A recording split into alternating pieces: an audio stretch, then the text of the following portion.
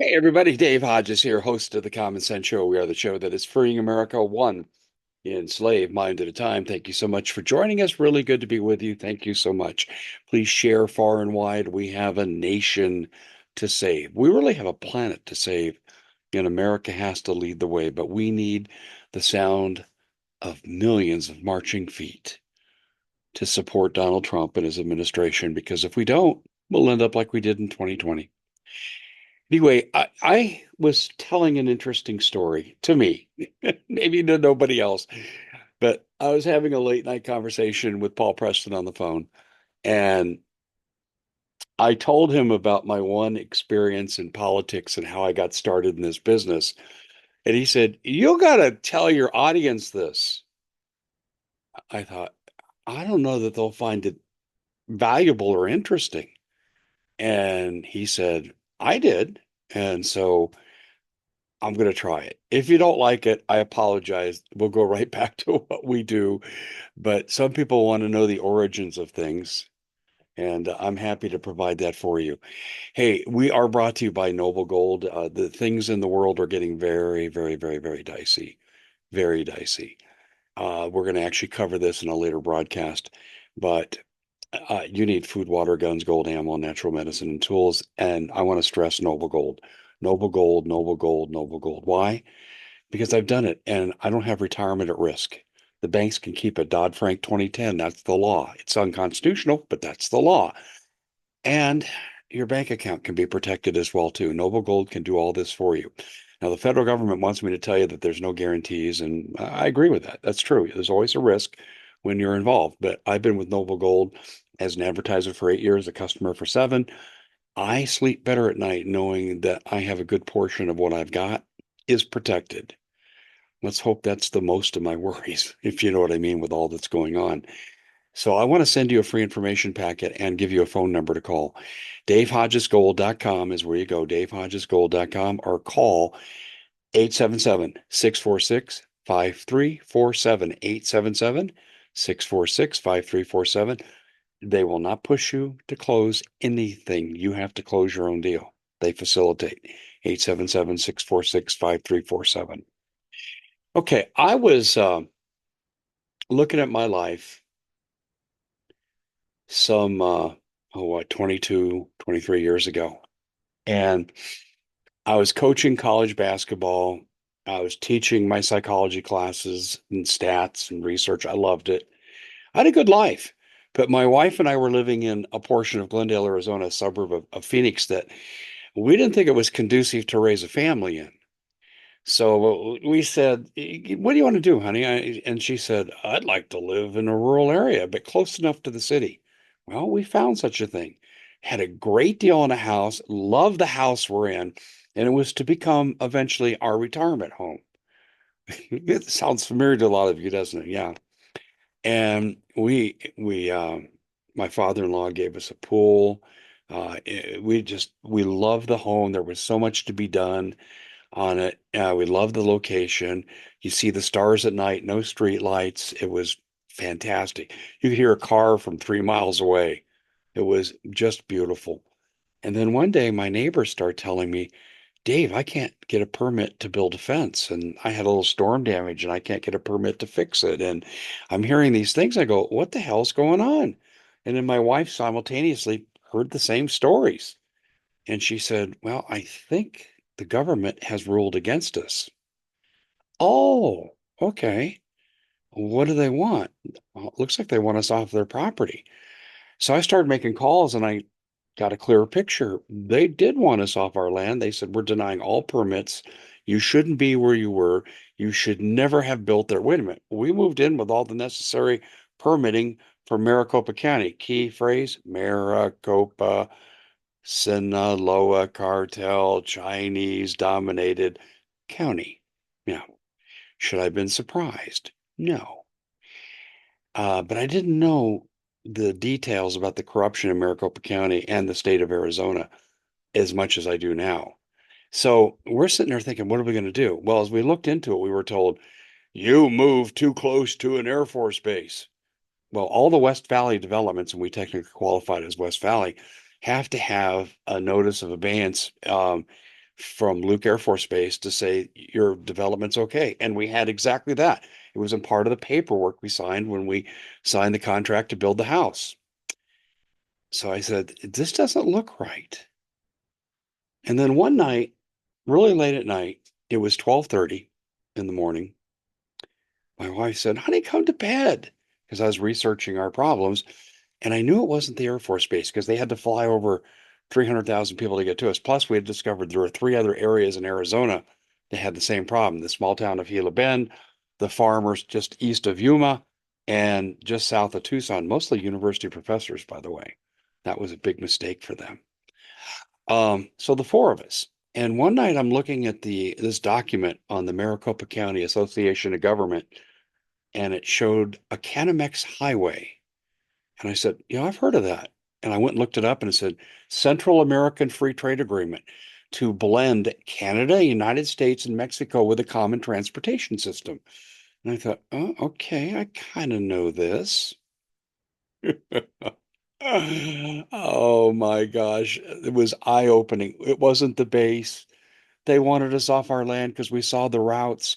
They wanted to build a multimodal hub in our area. They wanted our underground water from the Hassayampa Reservoir, number one supply in Arizona.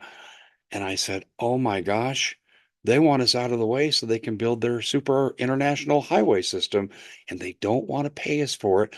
And they got several years to make it happen so they don't have to clear eminent domain and pay us. Aha. I came out with it. I started interviewing with reporters and going on radio shows. And oh, let me warn you about one thing. I was at a meeting that our community decided to have, and I wasn't in a leadership position at all. I was really busy. In fact, actually, this was in the middle of my basketball season. And my wife said, we should go to the meeting. And I said, yeah, you're probably right. Let's see what we can come up with. And I heard enough, and I just said, excuse me, there's a Fifth Amendment issue here with case law. They can't do this.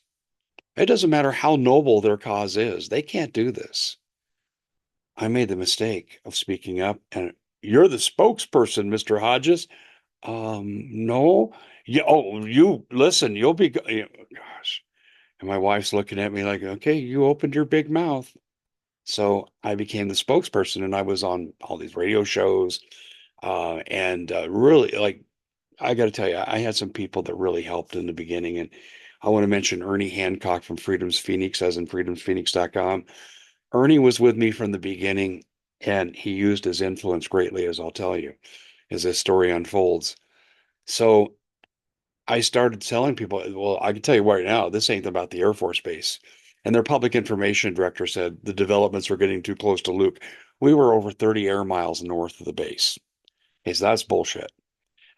Maybe other developments were, and they were, as farmers were selling and developments were coming in. And I hate that too. Farmers need to keep their farms. But anyway, I was called a conspiracy theorist and I was ridiculed and blah, blah, blah. And then I just started putting out the documents. Here's what I found. Don't put them in public unless you want people to read them. And all of a sudden, I was a nationalist, a conspiracy theorist. You know the labels. You've seen them all, right?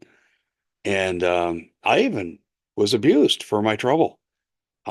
We started having meetings at the state capitol. We actually found a few representatives that supported us.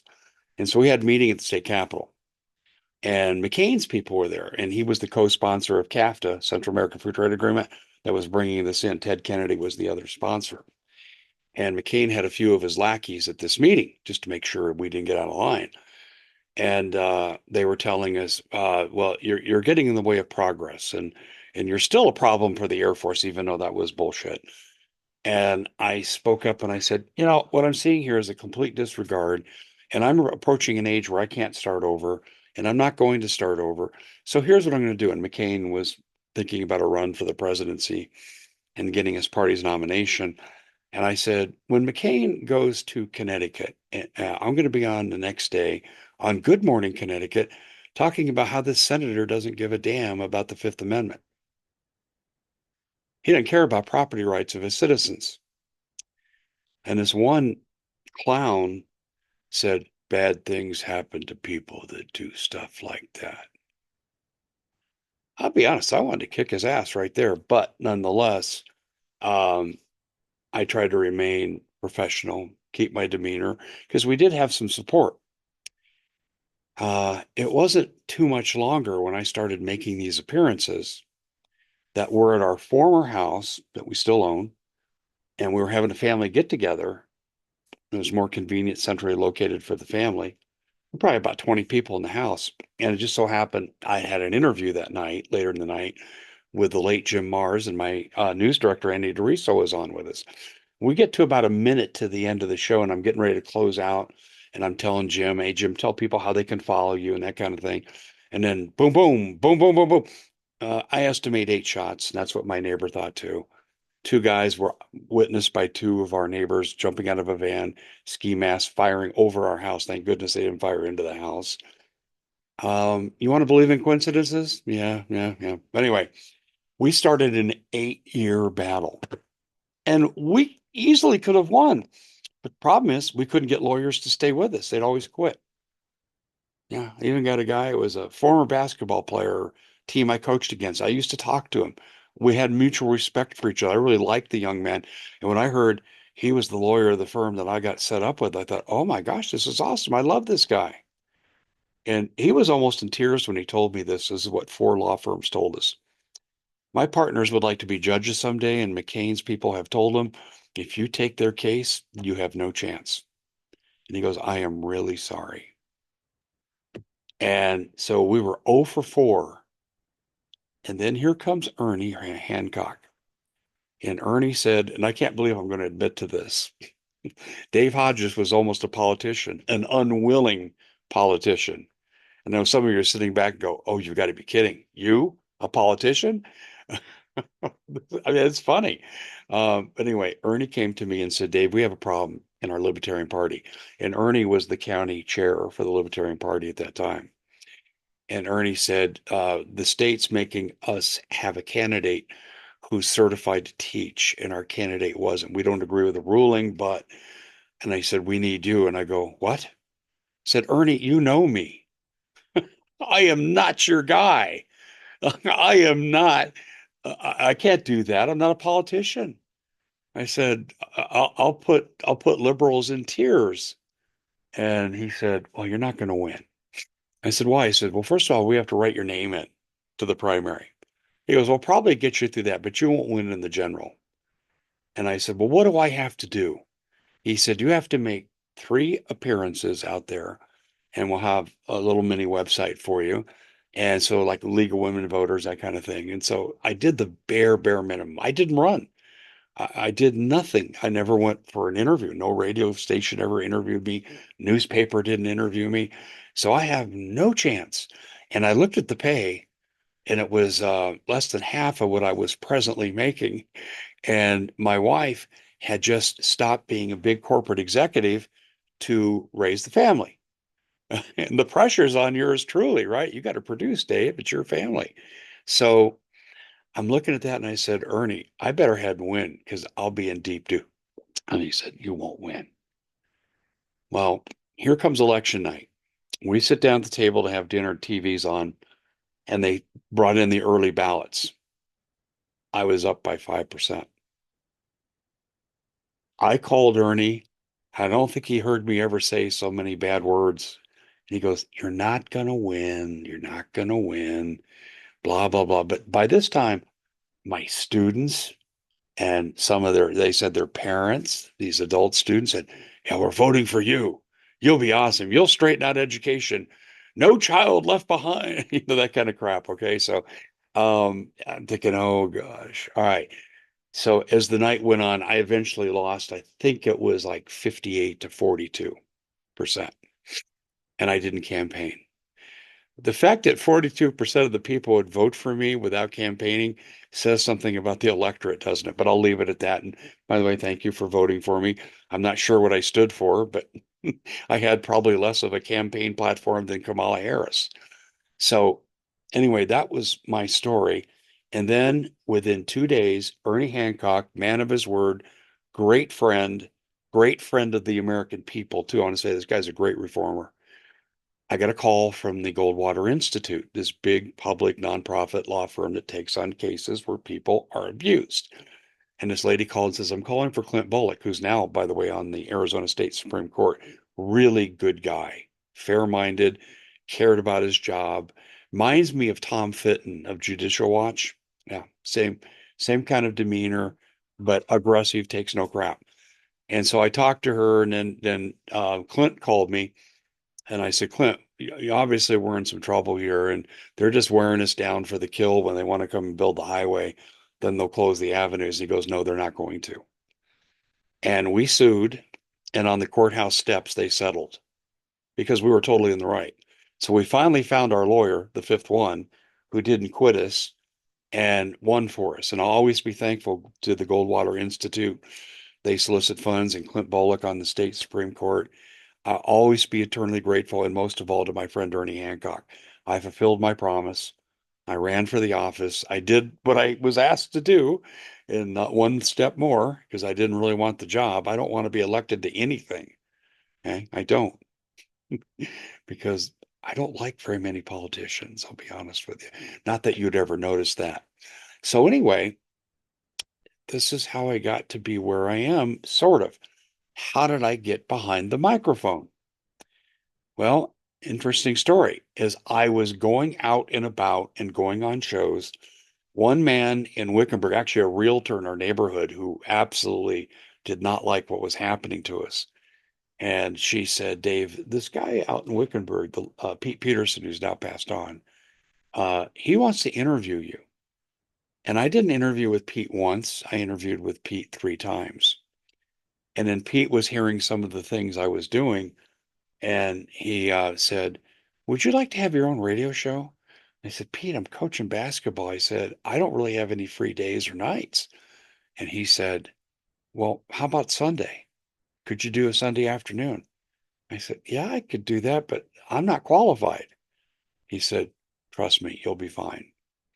So I started my radio career in the little town of Wickenburg, Arizona, population 6,000. Great town, great people. I love the community. We frequent there to go eat out. There's a great Mexican restaurant if you're ever there called Anita's. It's the best in the state. Great Mexican food. But anyway, I started my career there. We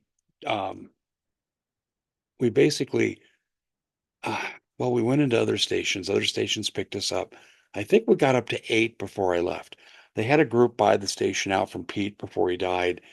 He wanted to race quarter horses, and that was his dream. And he said, Dave, I don't know how much longer I have, and I want to go race. And I said, well, Pete, I've kind of built up my advertising. He goes, oh, he said, you'll be able to keep it. That wasn't true. The new people came in and took it away from me and everybody else, and everybody quit. I hung on a little longer because I was syndicated. Um, Eventually, I left too. I then hooked up with RBN. It was basically a good experience, but there were some reasons that made me want to leave. And then I went to Global Star Radio Network, and that's when our show really took off. And then we blended the show into a podcast, and now we're on Red State Talk Radio, and we're in a lot of places. Our podcast is ranked in the top 0.5% in the world. And I'm grateful to our audience that's made that happen. But that was my journey. Look at, I had no business being behind the microphone. I had no business taking on John McCain and the New World Order. But I got a real education when I did it. I mean, I learned how dirty the papers are. Let me give you one example. We met with the editorial board director of the Arizona Republic. Her name was Benita Hawthorne James. Listen, very intelligent lady, very well spoken. And my wife and I go in there, and there were 2 other reporters there, and I could tell they were sympathizing with me. One of the reporters, her older brother, played basketball for me years ago. So, I mean, there was already a little relationship with the family. And I could tell by their body language that they weren't buying the abuse.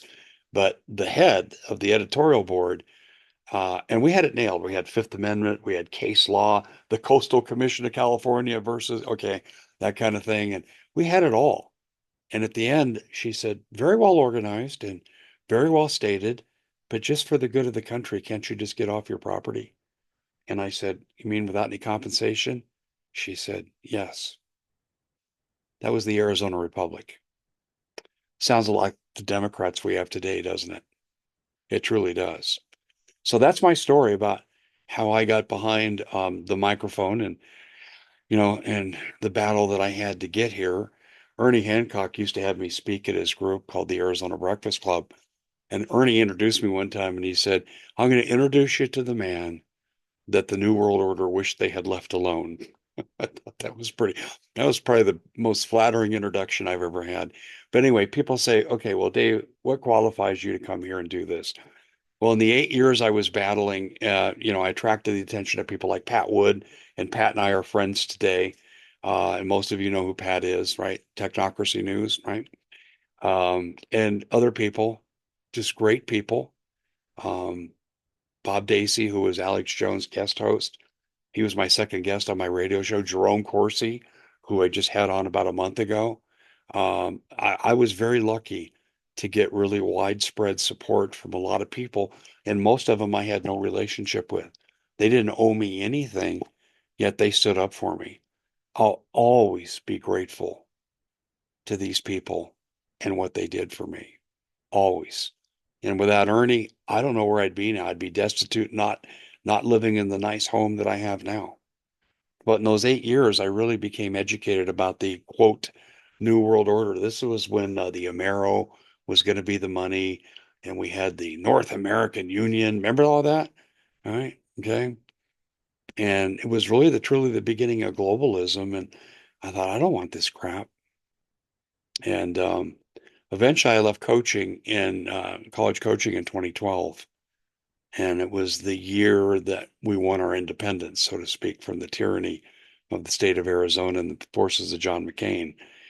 And I have to tell you, I didn't want to leave, but also my son was growing up and he was playing sports, and I wanted to see that. So that's how I got to be where I am. And in 2012, we started our website, and then our show started taking off. I hope I didn't bore you all too much with this, but Paul Preston and others have told me you should tell that story in detail, Dave. The audience should know who you are and that you come by this honestly, and you are not a disinfo agent. But stay tuned because I'm going to come back and talk about disinformation.